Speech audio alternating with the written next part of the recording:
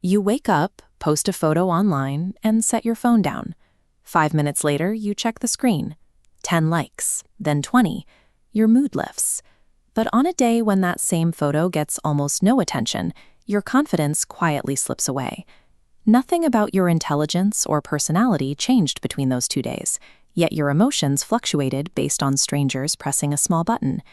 This habit has turned digital metrics into a visible scoreboard for personal value.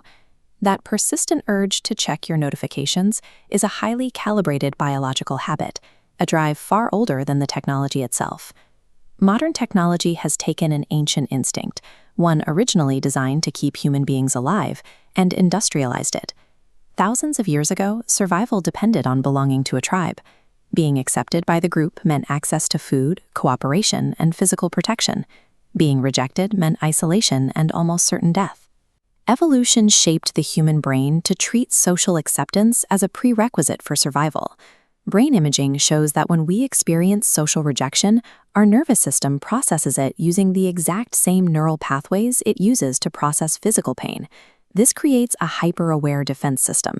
Especially in high-stress environments or during childhood, many people learn to monitor micro-expressions and shifts in tone, over-explaining their actions to secure approval and avoid abandonment. The need for validation serves as a functional survival tool in a close-knit group. However, it leaves our biology vulnerable to manipulation when taken out of its natural context. Tech platforms exploit this vulnerability by engineering environments built around the dopamine reward loop, turning social approval into a chemical dependency. This schematic shows the ventral striatum, the brain's reward center. It lights up receiving digital notifications, activating circuitry triggered by food. Because you never know if checking your phone brings dozens of likes or none, it functions like a slot machine. This unpredictability creates a reward prediction error. The uncertainty forces the brain into a compulsive loop, compelling you to repeatedly check your device in search of the next hit. These screens are actively engineered exploits of primitive reward systems, transforming simple communication tools into psychological anchors. Once the chemical hook takes hold, users are pulled into a secondary psychological trap, defined by constant comparison. Leon Festinger's social comparison theory states that human beings instinctively evaluate their own worth by measuring themselves against those around them. Digital platforms facilitate upward comparison. You are measuring your own unfiltered, chaotic reality against the highly sanitized, algorithmically curated highlight reels of strangers. Measuring an ordinary life against these digital peaks correlates strongly with a fear of missing out, driving a sense of inadequacy, even when your life is objectively going well. These platforms create an artificial environment where users are mathematically likely to feel as though they are falling behind. To maintain their standing, users begin optimizing their personalities. Opinions, interests, and appearances are curated to fit algorithm-driven trends. This pressure encourages a social self, an emotional mask designed to receive public acceptance. As the mask receives more praise, the authentic identity is buried deeper. This creates a psychological paradox.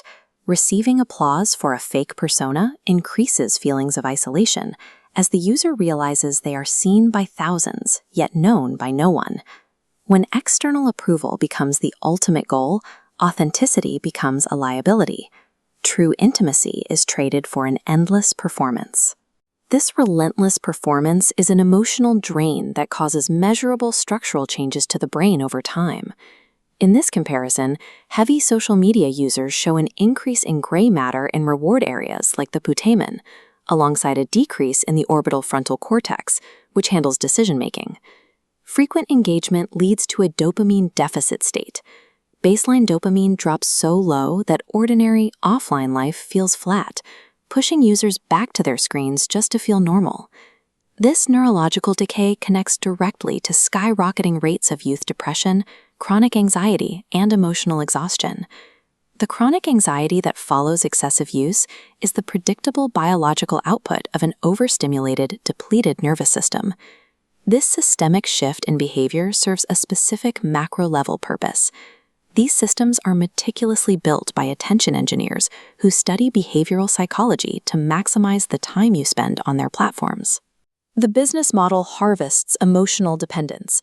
Insecurity and the fear of missing out are converted directly into billions of dollars in ad revenue. This industrial complex profits specifically by ensuring users never feel completely adequate. Authentic human connection remains a fundamental biological need. The danger lies in outsourcing self-worth to a metric controlled by a corporation.